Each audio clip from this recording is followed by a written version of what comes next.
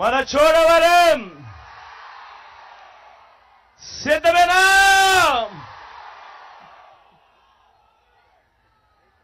ఇంతటి మండుటెండలో కూడా ఇంతటి అభిమానంతో ఈ సభకు వచ్చి ఆత్మీయతలను పంచిపెడతా ఉన్నా నా ప్రతి అక్కకు, నా ప్రతి చెల్లెమ్మకు, నా ప్రతి అవ్వకు, నా ప్రతి తాతకు, నా ప్రతి సోదరుడికి, నా ప్రతి స్నేహితుడికి ముందుగా మీ జగన్ రెండు చేతులు జోడించి పేరు పేరున హృదయపూర్వకంగా కృతజ్ఞత తెలుపుకుంటా ఉన్నాడు.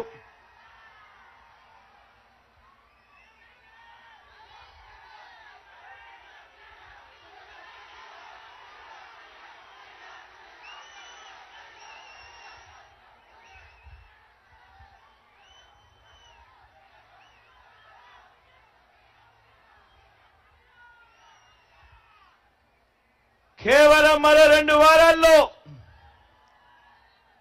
జరగనున్నాయి కురుక్షేత్ర మహాసంగ్రామం. ఈ ఎన్నికలు, ఈ జరగబోతా ఉన్న ఈ ఎన్నికలు కేవలం ఎమ్మెల్యేలను, ఎంపీలను ఎన్నుకునే ఎన్నికలు మాత్రమే కావు. ఈ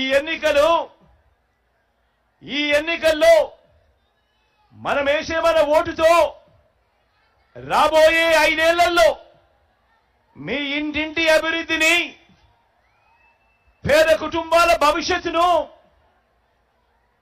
పేదల తలరాతలను నిర్ణయించబోయే ఎన్నికలు ఈ ఎన్నికలు అన్నది ప్రతి ఒక్కరూ కూడా గుర్తుపెట్టుకోమని కోరుతా ఉన్నా. ఈ ఎన్నికల్లో జగన్కు ఓటు వేస్తే పథకాలన్నీ కొనసాగింపు, అదే పొరపాటున చంద్రబాబుకు ఓటు వేస్తే పథకాలన్నీ ముగింపు, మళ్ళీ మోసపోవటమే. ఇది చంద్రబాబు గత చరిత్ర చెప్తా ఉన్న సత్యం. ఇదే మళ్ళీ మోసం చేసేందుకు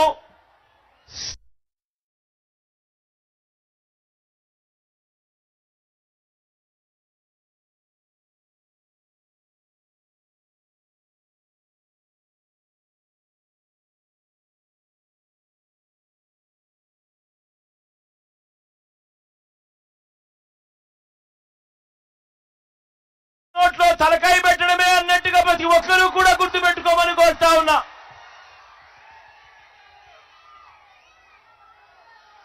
మరి మన చోడవరంలో మీరంతా మీ ఇంటింటి భవిష్యత్తును రక్షించుకునేందుకు, ఆ పేదల వ్యతిరేకులను ఓడించేందుకు మీరంతా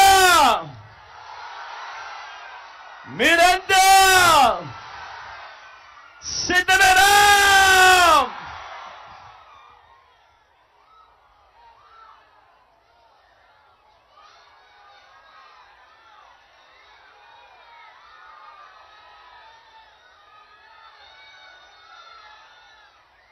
పేదలకు జై కొడతా ఉన్నావో అవ్వ, పేదలకు జై కొడతా ఉన్నావో అక్క, పేదలకు జై కొడతా ఉన్నావో అన్న, మీరంతా చెప్పాలి. ఓ బిందెడు పన్నీరు తీసుకువెళ్ళి బూడిదలో పోస్తే ఏమవుతుంది?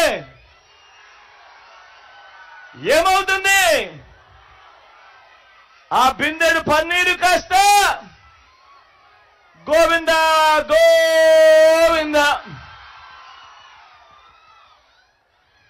ఈరోజు మనం మాట్లాడుకోబోయే విషయం కూడా ఆ గోవింద గోవింద గురించే. ఇది తిరుపతిలో 7 కొండలపై ఉన్న స్వామికి చెప్పే గోవింద నామం కాదు. ఈ గోవింద గోవింద ఏంటో తెలుసా? మన